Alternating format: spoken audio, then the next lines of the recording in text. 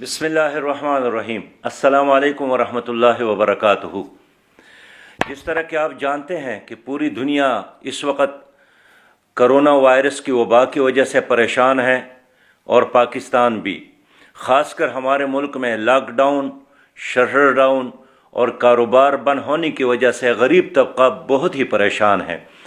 ایسے میں جماعت اسلامی پاکستان کے کارکنان اور الخدمت فاؤنڈیشن کے کارکنان نے مل کر ان غریبوں کی خدمت شروع کی ہے، اور آج تک 35 کروڑ روپیہ کا سامان خوراک کی صورت میں، ماسک کی صورت میں، سینیٹائزر کی صورت میں ان غریب لوگوں تک پہنچانے کا اہتمام کیا گیا ہے۔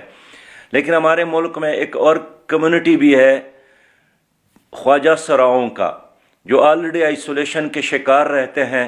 میں الخدمت فاؤنڈیشن اور جماعت اسلامی کے کارکنان کو توجہ دلانا چاہتا ہوں کہ اس کمیونٹی کے ساتھ رابطہ کریں، ان کی ضروریات کو بھی پورا کرے۔ اسی طرح جو ایک محروم طبقہ ہے، وہ خاکروب ہے، ان کی ضروریات کا خیال رکھے، اور ہمارے ملک میں جو غیر مسلم ہے، جس کو میں پاکستانی برادری کہتا ہوں، ان کی ضروریات کا خیال رکھے، اس لیے کہ ساری انسانیت اللہ تعالیٰ کا کنبہ ہے، اور اس کنبے کو خیر پہنچانا، ان کی خدمت کرنا، یہ رضا الہی کی حصول کا ذریعہ ہے۔ انشاءاللہ تعالیٰ وہ لمحہ بہت جلد آئے گا کہ ہم اس وبا سے نجات پائیں گے۔ چائنیز نے جشن منایا، اور ہم بھی بہت جلد یوم تشکر اور سجدہ تشکر انشاءاللہ ادا کریں گے۔